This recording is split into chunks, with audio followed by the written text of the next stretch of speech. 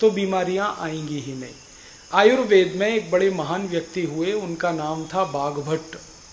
जैसे चरक थे ना सुश्रुत, वैसे ही बाघभट्ट। उन्होंने कुछ नियम बनाए और उनका यह कहना है कि जो व्यक्ति इन नियमों का पालन करे बीमारी नहीं पड़ सकता।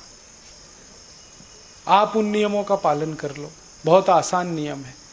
महर्षि बाघभट्ट कहते हैं वात पित्त कफ तीनों को संतुलित रखो तो बीमारी आएगी नहीं। बस इतनी सी बात है। अब वात पित्त कफ को संतुलित रखने के लिए क्या क्या करें, 3-4 उनके छोटे छोटे नियम आप अगर कर लो तो बहुत अच्छा है। उनका पहला नियम है कि खाना खाने के तुरंत बाद पानी मत पियो। पानी 1 से 1.5 घंटे के बाद पियो, क्योंकि जैसे ही हम खाना खाते हैं ना तो पेट में अग्नि जलती है, उसको जठर अग्नि कहते हैं, वही खाने को पचाती है। अब आप खाना खाते ही पानी पी लेते हैं तो वो अग्नि शांत हो जाती है, फिर खाने के पचने का काम बंद हो जाता है, फिर खाना सड़ता है और सड़ा हुआ खाना 100 से ज्यादा रोग पैदा करता है। इसलिए कहा गया भोजनांते विषमवारी, भोजन के अंत में पानी जहर के जैसा है, मत पियो, 1-1.5 घंटे बाद पियो। दूसरा उनका नियम है पानी घूट घूट भर के पियो, 1-1 सिप।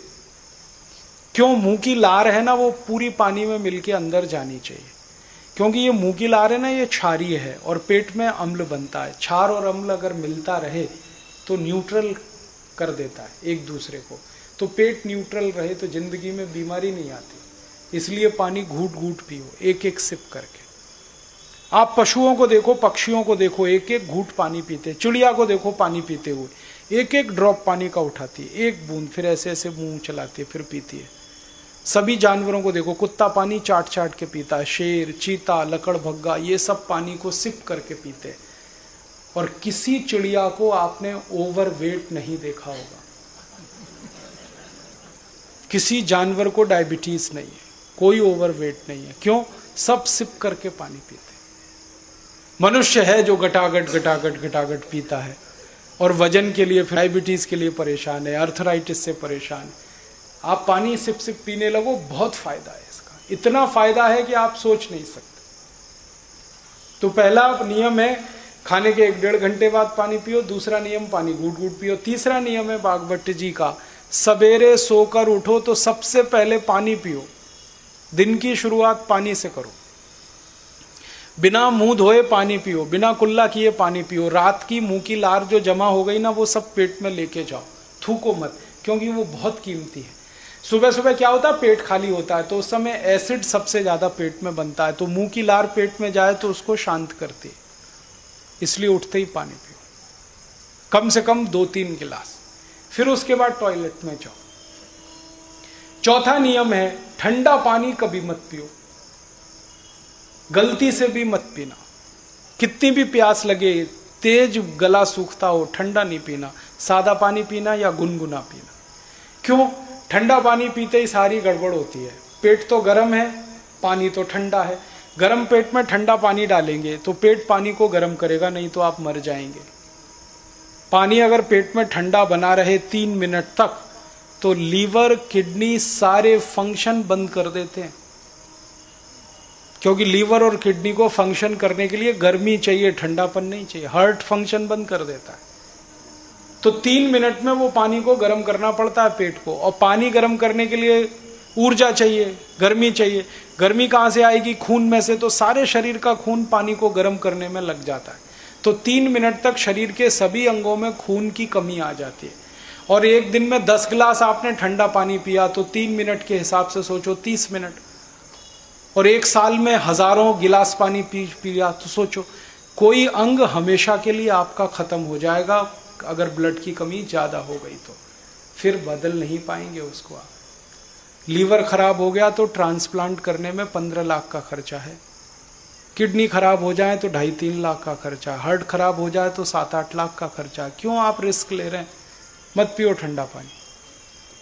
फ्रिज में पानी रखना बंद कर दो। फ्रिज पानी रखने के लिए नहीं है, दवा रखने के लिए।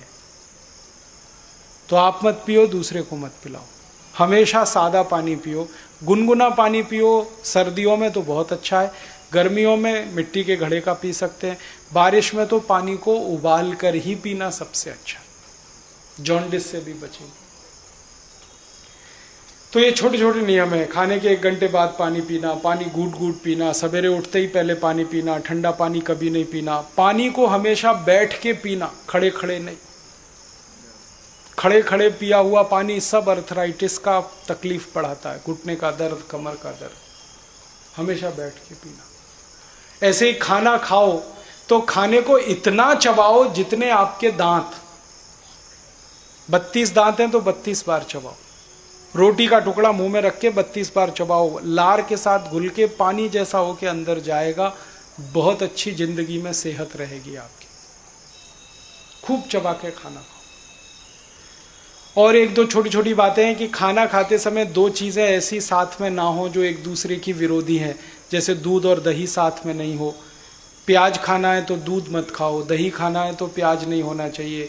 दही में नमक डाल के मत खाओ, मीठी चीज डाल के खाओ, नहीं तो सादा दही खाओ। दही में नमक डालना माने दही का सत्यानाश करना। दही जो है ना, छोटे छोटे जीवाणुओं का घर है। लैक्टोबैक्टीरिया सबसे ज्यादा दही में है। वो जीवित चाहिए शरीर को। जैसे ही 1 चुटकी नमक डालते हैं सब मर जाते हैं।